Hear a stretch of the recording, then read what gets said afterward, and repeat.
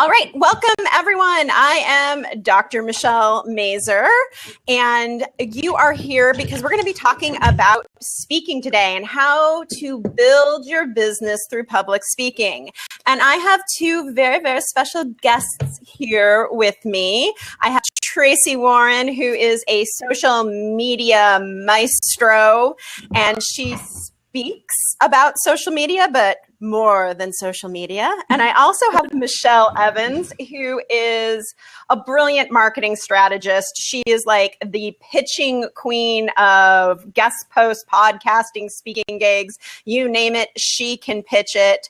And the three of us want to dive into this topic about how you can build your business and get more visibility through public speaking.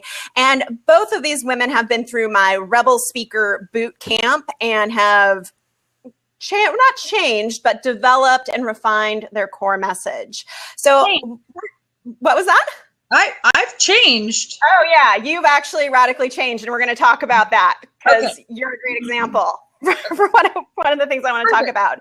But the first thing I thought we could do is have you tell us a little bit about your speaking topic and why you want to be a speaker. So go ahead, Tracey. Yeah, Tracey, why don't you go first? I jokingly say I never met a microphone I didn't like. And yeah, somebody asked me on the spot this morning to do something on stage at an event I was at. I'm like, sure, I will do that. But so I do speak about social media, and I have a love for this. I love being in the center of attention. I mean, if I'm being completely honest, I love being the center of attention. But I forgot the question already. What was the question? So why do you want to be a speaker outside of wanting to be the center of attention? I feel like speaking is a great way to influence. It's a leverage piece, right? I can leverage, I can influence more people through speaking. So that's really what it's about for me. Yeah. And Michelle, what about you? What are you speaking on, and why do you want to be a speaker? Yeah. Okay. Well, first I have to say, Kelsey, welcome to Blab. It's your first day on Blab. Hello. Woo-hoo. And if you're joining us, can you please make sure that you tweet this out so that more people can join us as well? Because I'm all about visibility. You know that. Okay, so my speaking topic. So really, Michelle, the reason I wanted to work with you is because I had this idea for a new talk that I wanted to put together for a long time, but client work or like 3,000 other things would come before me actually sitting my behind down and outlining what I wanted to do. And so I really was excited to work with you because I knew that you had a process and it was broken down piece by piece. And so I'm so happy to say that after probably longer than I want to admit, but maybe close to a year and a half of thinking about getting my talk together, I finally have it together, and it's called Secret to Sold Out. Yay! I feel like speaking is one of those things that it's like we have these aspirations. I see myself on stage and I want to be this great speaker and have more of an impact and get my message out to the people who need it most. But if it's not something you commit to doing, it's going to just get pushed down on your to-do list for ever and ever and ever. Yes. So I think that's a great point of, you needed some accountability. Not only that, you needed a process, but you had to have some accountability because that's a huge struggle. So Tracey, why did you decide to join the boot camp? Like, what was some of your struggles around speaking? I think, so you've known me for a long time, and as a speaker and speaking on social media, what happened for me was it was all about the tactics. So people would come and I would overwhelm the heck out of them by giving them, here's how you do every little thing on every platform. And that wasn't working for me. And so I, just in talking to you, simplifying it. And then like Michelle said, this thinking about, So really, even before doing the boot camp, I made changes based on your advice that brought my audience from, hey, that was great, to, hey, I want to work with you, because I stopped overwhelming them with the tactics and really getting, and even knowing that taking out a lot of the tactics, I was still being super tactical. And tactics are great in a workshop. They're not great in a 20-minute talk, which is mostly what I do now. So I knew that I had to do something to get paying you to help me, force me to actually do it. Well, that's just it, right? It's an investment, and I don't want to waste my investment. So I'm actually going to do it. For sure. Well, I think there's two big takeaways. The first is I think a lot of speakers get stuck on presenting the how of what they do.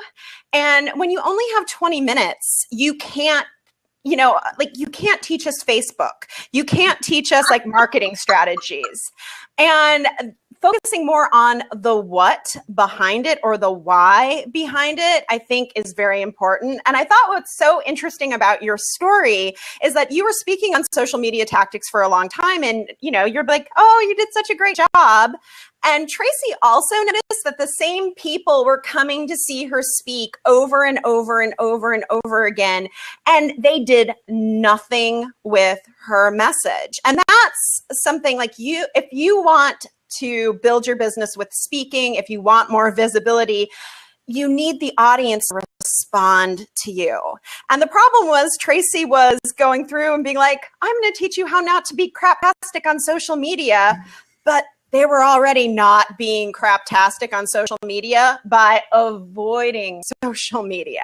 Yeah. So there was this deeper problem that you had to solve that no tactic could actually solve.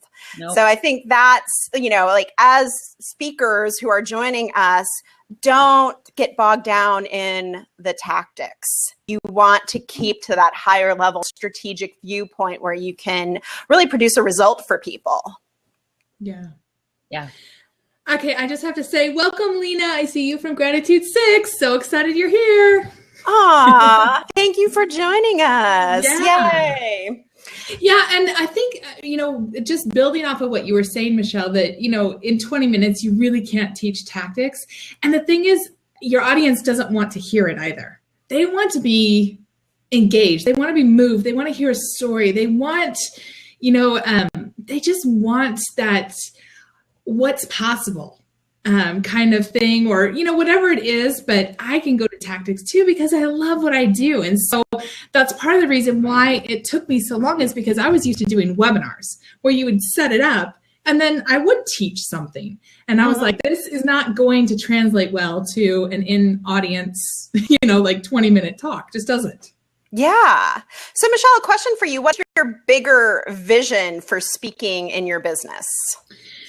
Well, so kind of like Tracey, I pretty much haven't met a microphone I don't like either. I really do like to be up there and in front. Thank you for the love. But what I really want to do is help, because I do a lot on marketing. And, when I say marketing, people have their own ideas of what that means. But for me, it really means not being a secret. If you're really good at what you do, but nobody knows that, they can't come hire you. Your business can't grow.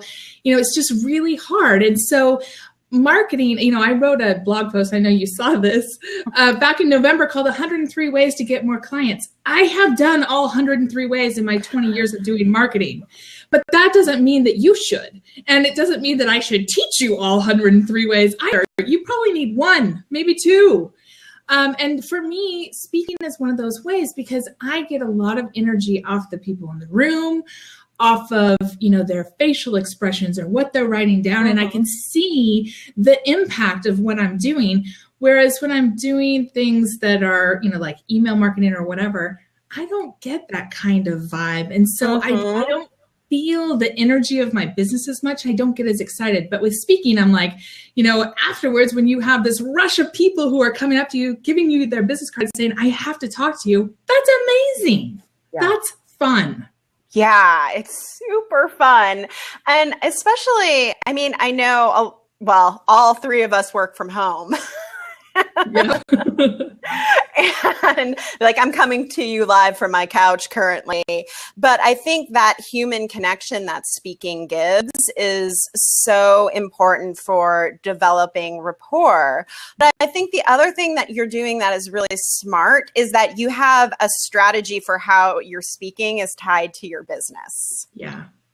Yeah, and how I take them from the audience and then I give them something to come closer to me, and then I can follow it up with a webinar, and then I can follow it up with a sales call if it's appropriate. But so speaking is sort of the first entry in, and they can say, yeah, I like your energy, or I think you're a crazy person. I'm not going anywhere near you. Either one is fine. The whole thing with speaking is they get a chance to get to know you in a way they can't get to know you online. I mean, they think they can, or even in a webinar, it's like, okay, but they see you in person.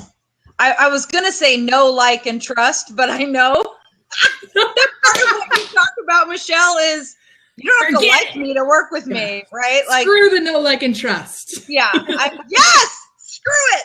That whole idea that, yeah, but there's something about that face-to-face, and going back to what you just said, this Michelle Mazer, that I can't do webinars. Like, I need that personal interaction, which is one of the things I like about platforms like Blab or Zoom, where you can actually see, like, I could see the people reacting and things like that. Mm-hmm. Absolutely. And I think that's the great thing about speaking and getting that clarity also around your core message. Because I think that's a big part of this. Before this, I was recording a podcast because I'm the host of the Rebel Speaker podcast. And I was talking about the fact that I see a lot of people who are starting to speak, writing a new speech every single time. And I know, Tracey, you kind of did this in the past. I probably did, but I don't do that anymore.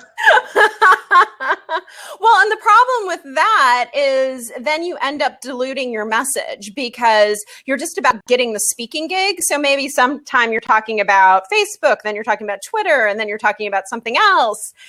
And then you don't become known for what you do. It's always about that consistency of message, because you might feel sick and tired of talking about going from secret to sold out, or stepping into being more visible and playing big, but it's the first time your audience is hearing that. So it's important to have that signature talk before you even start pitching yourself for speaking gigs, because otherwise you're just going to be like, okay, I'll do whatever you need me to do. And it dilutes your message. And doesn't build your business and takes a lot of time. No, it takes a lot of time, because that reinventing the wheel and then practicing and rehearsing. And the thing is when we do that, I read this article by a TED speaker, Nilofer Merchant, who says, nobody will pay you to practice your speech. True. And I think that is so true. And I think that's the mistake a lot of speakers make who want to make a bigger splash into speaking, is they're like, oh, great, well, I'll land a speaking gig and then I'll write a speech. But then when you do that, you're practicing for that speaking gig. Like, it's because it's the first time you're going out and giving it, or that you've put a lot of thought behind it and you don't know how the audience is going to respond. So I think that that's like, nobody's going to pay you to practice. And clients know, or, potential clients or audience members know when you're practicing on stage. And I think that actually can do more brand damage than it can to promote your business. Yeah, for sure. Yes. So what I was curious, what was one of your biggest aha moments from working in the boot camp? I know what mine is. Go ahead, Michelle. Yeah, that I wanted to cram about 90 minutes worth of stuff into 20 minutes. So I had to dial back quite a bit. But really, I mean, your laser focus on, okay, what is your one big idea? And then what are the mini points that we need to make and the stories that you really need to bring out? So for me, it was really getting that clarity of what the heck am I really trying to get across here? And what would be the best way to do that? So that was my biggest aha. Thank you for the love. It's great to love on you. Yeah. So Tracey, what do you think your aha moment was? Well, I think I got some great ahas just around my content. And like even when we got together to practice, and you said, because I've been talking about women who want to change the world, and that's who I want to work with. And your added piece was people who do what everybody else are doing are not just invisible, they're not making any money. And so I spoke at an event last week and I said that out loud, and it felt so empowering, and it's so true. If you're invisible, you can't make any money, right? So I think a lot of my ahas were around just kind of a different way of looking at my content. Like, tactics will change and platforms will change as they do, right? I mean, this one is new. Yeah. But the essence of who we are in the world doesn't change. And when we can nail that, then social media doesn't have to be hard. No. Well, and I think with you giving women the empowerment to actually step into social media, because it's scary. And I think we hear all of the horror stories of women, or people saying something on Twitter and it going viral, and then they're like lepers pretty much and outcasts.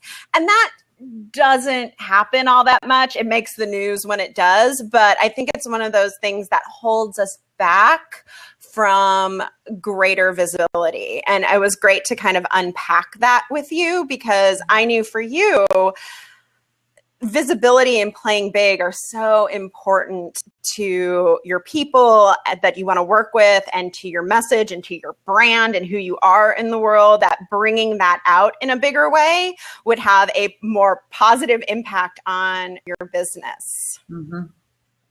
Yeah. So Michelle, I had a question for you. How are you using your speech in unique and other ways? Yeah, because I'm all about do the work once and use it a lot. So those of you who don't know me, one of the things I always say, which is why Michelle's throwing this softball at me, is spend 20% of your time creating content and spend 80% of your time really using it, promoting it, getting it out there. It shouldn't be the other way around, because that's when you're invisible, is when you're constantly just trying to create and nobody's seeing it. So I took the time to do this talk, the signature talk that Michelle has in her boot camp. And then I took all these pieces, and they have now become, I don't know, like 6 or 7 blog posts. They've shown up on the Huffington Post, on my own blog. I've put them on LinkedIn, and they've gotten huge traction on LinkedIn even. Really? Yep. I tweet them out. And I use, and Tracey, I don't know how you feel about this, but I use Edgar to do a lot of my social media scheduling. And so I put them in Twitter, and so they're constantly going out.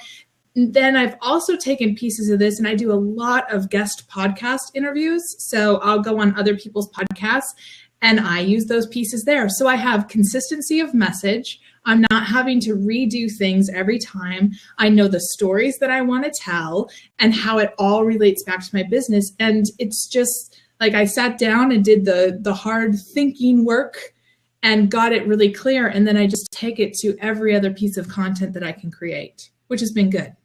I know. And I love that because the Rebel Speaker Bootcamp just isn't about doing a speech. It's really creating a whole new way of communicating about your business. And I think sometimes people get worried like, well, if I put my speech out on LinkedIn or I put it on the Huffington Post or it gets, I'm talking about it on a podcast, then people won't want to hear me speak. And I just think that is absolutely not true because that's how you get more visibility to your message. Yeah. And a quick story of another friend and client of mine, her name is Marie Poulin and she runs the Digital Strategy School. She took a blog post from her own site and posted it on Medium. And it went viral. Like she got, it was like, in a couple of days, it had like 20,000 views, like insane. And people were sharing and commenting and talking about how they were implementing what she said. And from that, she got multiple podcast interviews and she got 3 or 4 speaking opportunities. And people wouldn't think that a blog post could get you speaking opportunities because I know that's one thing. It's like, well, great if I have the speech, how am I going to land gigs? But really, if you have the speech and you're using it in all these different ways, you can get speaking gigs from crazy places like Medium that you would have never thought of in 1,000 years because you're putting your message out there. And I just love that you're doing all of that because you can use your speech for social media updates, for, blog posts, media, television, wherever you want to be seen. And use it until you're sick of it. And then when you're sick of it, use it some more. Well, it's true because that's when people start to get to know you. But that's what a lot of speakers do. They write a book and the book is pretty much their speech. It's stretched out a bit, but that's the credibility builder. Sorry, Tracey, I didn't mean to cut you off there. No, I was just going to say, even if people hear you do the exact same speech, we're in a different place when we hear it a second time, right? Like, so I can watch the same TED Talk more than one time and I'm like, oh, I didn't get that last time, but I do this time. I mean, and your speech is going to change. Maybe your stories will change. I know there's one person I've heard do their speech multiple times and I am getting kind of like, I could do one of their stories. Okay, maybe it's time for them to change it up a little, but as a general rule, like I'm going to be in a different place. And so I'm going to hear you differently. Or our audience is going to hear us differently based on where they are. Yeah. And I think what's interesting about that is I'm a big believer in switching out your stories, or maybe you do a different introduction to keep it fresh. And plus I'm a creative person, so I have to always be keeping my content fresh. But you don't have to change your core message. And right. I think of someone like, okay, so for instance, on the extreme is the motivational speaker, Les Brown.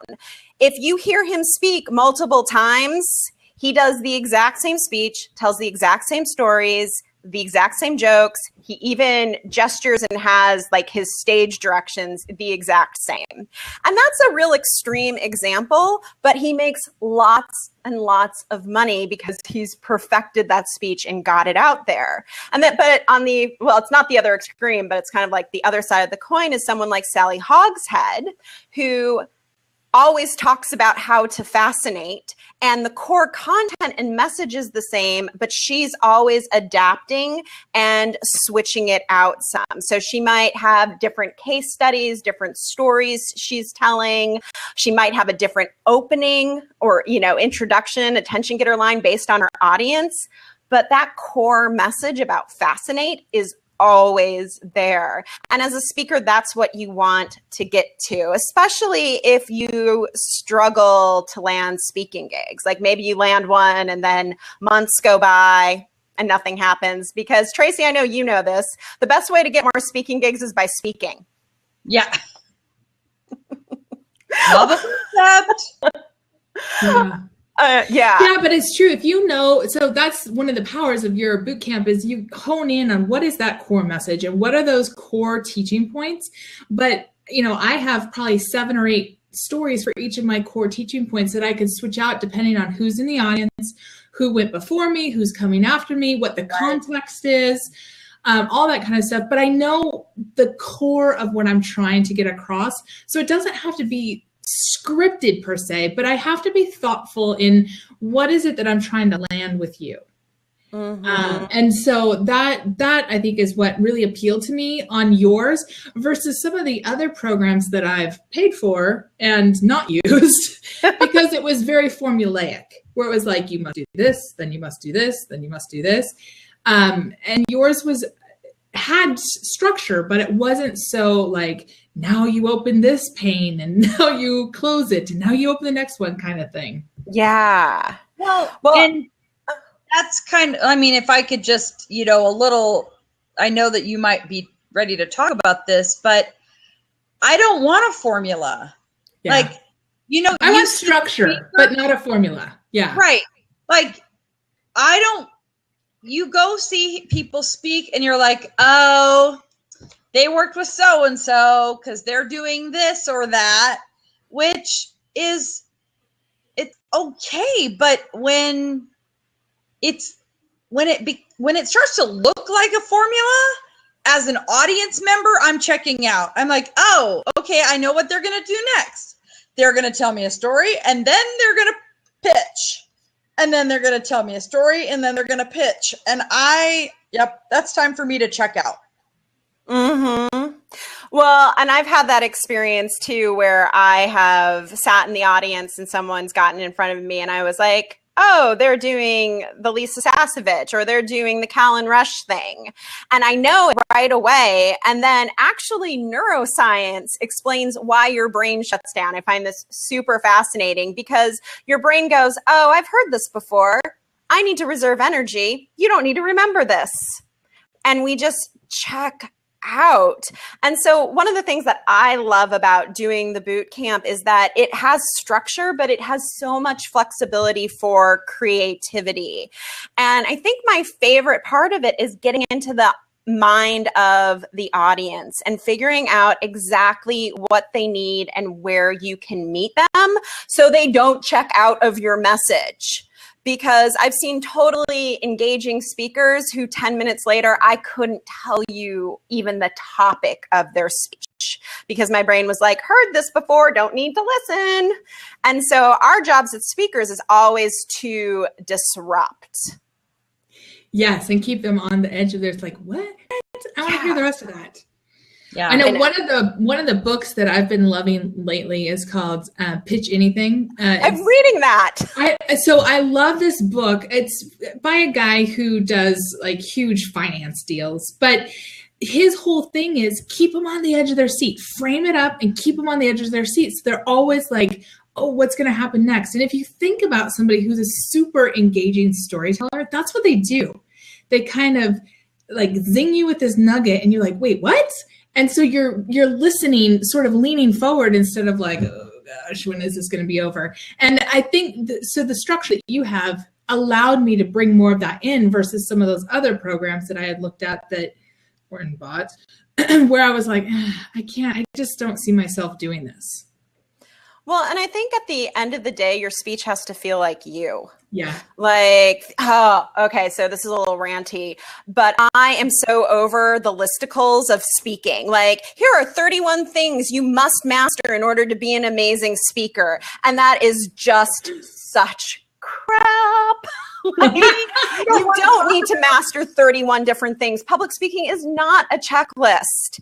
And we all bring our own strengths to it. So finding your strength, I think, is one of those keys that we get to build on in the boot camp. Like, what are you doing well already? And how can we make that even better instead of trying to fix what's wrong with you? Okay, rant off. Well, and I've done Callan's. I did one of her things. And so what she talks about at the beginning is it's like this checklist. So you go on stage and instead of just showing up and being you and doing your thing, it's like, oh wait, I have to do this and this and this and this and that.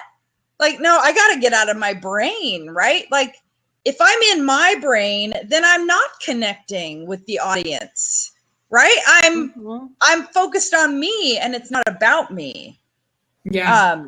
It's about the audience. And I know that you've ranted about that before, the whole like, yeah, of course you're supposed to make eye contact. Do we really need another blog post to tell us that as a professional speaker, we should make eye contact? Like, that's dumb. That's stupid, right? And yeah. Well, and I noticed the Myers-Briggs ESTJ, by the way, I'm an ESTJ as well, that he loves ENFJ. I like storytelling and giving a personal story because it helps connect with people's heart. And I think, yeah, you have to have the story and you have to show how that story relates to the audience, because that's how you form the connection. And if you're like robot on stage, like following some formula, you miss that connection. And that's what the audience is wanting. Because I always view like a presentation like a first date. And the goal is that you want to see if the audience wants to have a second date with you, like stay in contact instead of, I don't know, buy a house with you, which is what a lot of speak to sell programs recommend. But it is this like, I'm getting to know you and I want to see if we could like hang out more. And Tracy, the starfish story. Yes, as long as it's not the starfish story. No, and if you don't know what the starfish story is, don't worry about it. Don't ask. Yeah, you've probably heard it 100 times. No, but I was at a speaking event a couple weeks back, and they had a professional speaker come in who I immediately knew was doing a formula. But I swear to you, no fewer than 30 times did he say this. So do you want to know the next secret? So do you? And I was like, oh my God, I think I'm going to like strangle you. No, I don't want to know any secrets. You're creepy and I don't like this. And connecting with, because that's not connecting. That's like manipulating and creepy and like, it just was weird. And so I think, you know, aside from the list rant and all that kind of stuff, but just figuring out how you show up as you. Because if I tried to show up as you, Michelle, or you, Tracy, it would be a failure. And if you tried to be me, it would be a failure. And that's I think, part of the power of having a small group and having structure and direct coaching feedback is like, what are you really trying to say here? And this doesn't sound like you. Let's make it sound like you, not like some weird polished version of you. Yeah. And I think the great thing about the Rebel Speaker Bootcamp for me as well, is you get those multiple perspectives of other people and you're not formulating your speech in a vacuum. And we, the other members of the boot camp, can be the advocates for your audience because most speakers are experts. We know a lot about speaking, or not speaking, or I know a lot about speaking, but we know a lot about our area. But what we don't have is that outside perspective. So like Tracy was saying, and you were saying, Michelle, like it is so easy to overwhelm the audience because you're writing that speech in a vacuum and you end up missing the point. Well, and if we're honest, since we're all people who want to do public speaking, you're right, are experts at whatever it is they do. I mean, you happen to be a speaking expert, so that was like a double win for you. But a lot of times we want to show up and be like, look, I really do know my stuff. But they already believe that you know your stuff. And so it's dialing it back enough that they can consume it, but not in a way that's like, oh my God, I can never talk to her because clearly I'm not on her level. Which I think, Tracy, is probably some of what you were talking about when you used to try to get into all the nitty gritties about all the platforms. Well, and it is funny, even for me, when I go to speak at an event, they'll be like, oh, do you want Wi-Fi and do you want a projector? I'm like, never. Because then the nitty gritty comes up, right?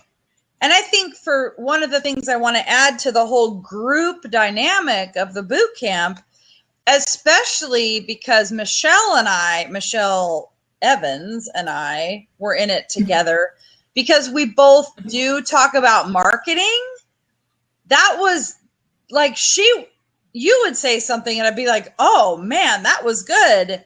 And the fact that our topics are similar but different, like I feel like that was really helpful. And then even the other people in the boot camp that had nothing to do with marketing, like getting their perspective because they're not in our field. Like I'm a wordsmith. I love words. And when somebody says something that just sticks out to me, like that secret to sold out, I was like stoked when you came up with that because that's just like, I'm going to remember that, right? Secret to sold out. I remember that. But I wouldn't have come up with it on my own. Honestly, it was from the interaction that it really came out. Right. Well, and I think this just shows that you can't create a speech in a vacuum. And I think a lot of people just try to like brute force DIY it. And maybe they go to Toastmasters and get some feedback there. And Toastmasters is a great organization, but they're actually not trained in speaking. They're all lay people and they can give you some great feedback. But at some point in time, in order to really get where you need to go, you have to like take that next step and get someone who has expertise in speaking and to give you that perspective. Yeah, well, yeah, the PhD in speaking really helps, or communication really helps because I understand how people process messages. Yeah. But yeah, Toastmasters is an awesome thing, but they don't, in my experience, because I used to be a Toastmasters member, like they're not great at speech crafting. I think you can get a lot of great delivery help, but really getting nitty gritty on your message and what you want to be known for is something that you need, more of your peers who want to be speakers and someone who's an expert like me. Yeah, and having that, because that's what let me leverage. Like I didn't just take my speech and turn it into a blog post. It was having that core message that then went across all my other platforms that allowed me to leverage this work. And that's work that I do with my clients as well, as far as coming up with a message, not the speech part, but you can never do it by yourself. You always have to have somebody else do it with you. Otherwise you end up sounding corny and fake and sometimes really confusing. You have to have those group dynamics of being able to get feedback and to brainstorm with other people. There's just magic that happens in that. Mm-hmm. I know for me personally, even like working in my own business and my own marketing, I had a major aha with my business. And I realized that I was not meeting my people where they are with my core message, because my core message, because I'm always about, and this core message will still be there or supports this. It's about, I want people to be different and to stand out and to find their own path and be their rebellious self. But I realized that many people who want to be a speaker and make money at it and get clients from it don't realize the simple fact that you need a speech in order to do that. And I know that sounds so weird that I'm like, oh, you have to have a speech before you can be a speaker. But through the years, I've talked to so many people who are like, oh my gosh, Michelle, when I land my big speaking gig, I'm totally going to work with you. And 0 of those people have come back because they weren't able to effectively pitch themselves. Because if you don't know what your message is, you don't know what the results that you produce in a speech or in how the audience reacts to you, then pitching becomes really hard and you become a pitch hole. That's what I call people who, send out vague blanket pitches to all different kinds of organizations hoping for a bite. Those people are pitch holes. It's true. But it happens a lot because they didn't do the first step, which is the foundation of creating a speech that they want to be known for and that it's easy for them to pitch. Because I don't know if you've ever tried to pitch something to someone and you don't know what it is you're pitching. It's impossible. Yeah. Yeah, it's true. And again, I mean, MBTI ESTJ is saying it's good to have a variety of speeches. I think that we covered that. What I think is that it's good to know your core message, like we were talking about, and have different stories that you can use to support that core message, depending on who your audience is. But if you have a whole bunch of different core messages, people are totally confused, and you won't get clients from it because they'll be like, okay, today you're about this. Last week you were about something else. Now I'm totally confused about what you actually do. So confused brains just say no, thank you. And I was thinking about Eric Wall, who's a professional speaker, and he does graffiti art, and he paints every speech he gives. He ends up painting like a picture in 5 minutes, like of Barack Obama or Martin Luther King or Bono. But the thing is he only has 4 speeches, and they're all very much related to this core message. You know that there's going to be that moment of graffiti art in it because that's what he's known for as a speaker. He's a graffiti artist, a little bit of an anarchist too, I would say. But that gets him known. That's part of his core messaging. And yeah, you can have different topics, but they all have to come back to that core of what you want to be known for. Because that's what the pros do. They're not out there speaking on 5 different topics. They're like, I speak on how to fascinate, and that's all I speak on. Oh, I didn't know Eric Wall is local. He went to the same, he doesn't live here now, but he went to the same high school as my daughter goes to now. He's so cool. Like, seriously, if you're listening to this after this Blab, you should go check out his website. He has a great video speaking reel, and just like fun speaker, super dynamic, very well known and very successful. So.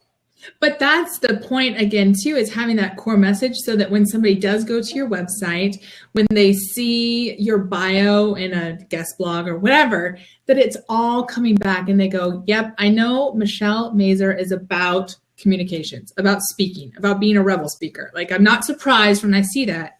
So I'm not confused about what you do or how you could help me. Yeah. And that's really the key and the point. Yes. I love that you said he's a little bit of an anarchist because his logo has the circle with the A. Yeah. He's owning that. Yeah. I know, he's totally owning that. I mean, it's part of who it's part of who he is and how the world sees him. And I like that. And I think if you're going to get successful at that level, or even if that's not what your aspiration is, like, people have to be like, oh yeah, when I know Michelle's going to come and speak, it's going to be secret to sold out. Cool. Like, that's her core message and what she wants to be known for. And I think if you can nail that and have a really great speech around that, then it makes pitching and getting gigs and getting traction and attracting clients so much easier than if you're like, I don't know, I talk on all of these things. So that clarity of message. Tracy, were you laughing? I was laughing because I am thinking back to, today I'll talk about Pinterest and but at the core of it all is that it's about you. Mm-hmm. Like, that's not my big idea, but that's at the core of my message is it's about you. The platform doesn't matter. Yeah, it really doesn't. When it comes to the platform, great. Hire me. I can teach you about the tactics that you need to know, but it's about being who you are. Mm-hmm. And yeah, you're right. That core message never changes. Yes. So, Michelle, I'd love to ask you a question. So when you think about, your whole brand as being the rebel speaker, so how do you take rebelness when you have this structure in your core message? How do you still show up as a rebel? I'd love your thoughts on that. Ooh, good question. That is a good question. I think for me, I show up as a rebel, or even like within the programs that I do, is because ultimately there's flexibility there. Like, I always go back to Pablo Picasso. He says, learn the rules like a pro so you can break them like an artist. So I'm giving you a structure knowing full well you might break the structure. And I will be 100% in support of that because it makes sense for you to do that. So I always think, yeah, there's this structure, but there's still room to break the rules, to do something unconventional, to be a little bit more disruptive in your presentations. And also for me, I think rebelness comes into it because I want people to take ideas that are already out there and yes and them. So I feel like there are way too many Me Too speakers out there. And a Me Too speaker is somebody who, you know, takes the knowledge that the greats before them have said and just use that in their speech. They tell their stories. They tell the same advice that, you know, like Jack Canfield gives or Wayne Dyer or whoever that guru is, but they just recycle their thoughts. And that's a Me Too. Whereas a yes and is taking that and then building on it in some way, saying yes and this, or combining ideas into a new exciting way, because there's so many ways to like construct a message and be creative about it. And I think that's also where my rebelness comes in, is that I'm always looking for ways to reconstruct information in a way that's going to be more compelling and more unique to me or to the person that I'm working with. Well, Great. And Me Too's are a commodity. Yes. Right? Me Too's are milk. I mean, Me Too's are milk. Yeah. So if you ever, like, when you go grocery shopping and you go to the dairy aisle and you see all the milk, I mean, at the end of the day, most people buy milk on price because milk is milk. So it doesn't matter. You're going to take it home and you're going to have milk. And I think with Me Too speakers, they are this commodity of, oh, well, I speak on sales. Well, oh, great. Esmeralda speaks on sales too. Well, Esmeralda charges $1,000 less, so we'll hire her because you guys do the same thing. And you never want to be in that position where you're competing on price, because if you are not different, you're going to end up in that position where you compete on price. And also not memorable. Oh, yeah, and totally not memorable. Yeah, it's like, who said that? I know when I was at that speaking event, that one of the main speakers there, who's a really well-known speaker, he's on TV all the time, he said that he was at an event and the person who went right before him not only took his idea, but told his stories. I didn't realize that he was coming after him until he came after him. And he was like, this is when you're a pro, because he basically kind of stole his talk, right? Mm-hmm. Rearranged it for his own thing, but he was a Me Too. And he said, oh, this is a great talk. I'm going to take it and massage it, but I'm going to tell the stories and all this stuff. And so this particular speaker, you know, he had to get up there and say, well, as you heard, like he had to be able to play with it in the moment and really make the most of it. But that, again, is why you know what your core idea is and you own that without a doubt. But you're able to bring in context and setting and audience, and you have enough under your belt. You're an expert enough that you can play with it in the moment too. Yeah. Because, and that's, I was talking with Sally Hogshead once, and she told me that someone that she worked closely with, who's one of her certified Fascinate advisors, was doing a speech on Fascinate, which is fine. She wants people to go out and spread the message of Fascinate, but she was doing Sally's speech pretty much word for word. She had it transcribed and pretty much was just giving it. And that is, I mean, first off, that's a Me Too speaker. Secondly, that's kind of, I mean, it's plagiarism. For sure. Yeah, you'll be hearing from a lawyer for the most part. Like you get a cease and desist letter for that. Yeah. So, I mean, it's just, and that's not okay. But I think there's this mentality of rob and duplicate, or, you know, I know I hate rob and duplicate. But it's true though. And I think that's what holds a lot of people back, is that they think, oh, this other person, they're talking on the same thing as me and it's already figured out. Either A, I don't know what to say, so I'll say what they say, or B, I just won't say anything because they're already owning it. And yours is like this door letter C, I guess, where it's like, okay, we can take that, but how do we put your spin on it? Yeah. Absolutely. So we only have a few minutes left. So is there any questions to answer? Or do you or any final parting thoughts about your results and where you're going next for speaking? Where am I going next? That's a good question. Michelle, what are you doing next? I've been talking with a lot of different people about getting up on their stages, but I've also been pitching to online summits and podcasts. So I literally am taking that work and leveraging it as much as I can, because that's what I want to be known for now. So where I'm going next is to the stage, to your ears, to an article near you. I love being able to just leverage this. Wait, I know where I'm going next. Yes, Tracy. I'm going to schedule a call with Michelle so that she can pitch me. Yes, thank you. This is like I've started listening to podcasts. I canceled my Audible account and listening to podcasts. And so yesterday, listening to Tara Gentile's podcast about the myth of solopreneurship.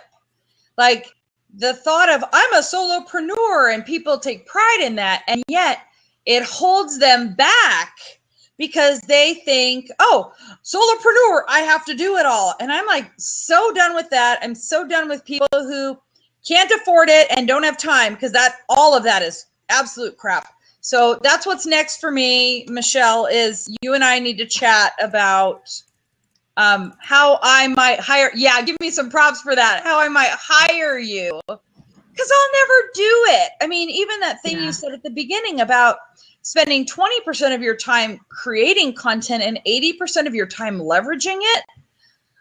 I'm oh, okay. I definitely have times when I feel like there's not enough time in the day, but then I have to remind myself that that's baloney. That's what people who play small say. Mm-hmm. I'm so done. Yeah. Yay. So that's my next step. Well, and I think for me, both of these go back to the Rebel Speaker Bootcamp has set you guys up to do almost like a full court press of visibility. Yep. So speaking on stage, webinars, telesummits, podcasts, guest blog posts. That was really good. Visibility, full court press. That's good. Little sports analogy in there. I know, because that's really what it's about. Because you have that message, and now it's about leveraging it and getting it out to the widest audience possible, because that's going to be how you land speaking gigs. Because I know that's the question everybody has. Well, great, I have a speech now. How do I get gigs? Well, you go out and you get a ton of visibility. So that should be everyone's goal, is to get clear on that core message, that big idea, the result that they produce for their audience, and then get that message out everywhere. And if you are interested at all in the Rebel Speaker Bootcamp, I know these two ladies got a ton out of it. You can go to drmichellemazur.com/bootcamp for all of the info. So any other thoughts before we go? I just want to say thank you for putting it on. Yeah, because it really helped me get focused and stay accountable. So and not to mention your process is good. That's sort of a given, but for me to actually do the process, the boot camp structure was great. So thank you. You're welcome. Yay. Well, thank you guys. And I hope to do another Blab soon. This was really fun. It was my first Blab. This was awesome. So thank you. Good All job. Right. Thanks. See you later. Bye, everyone.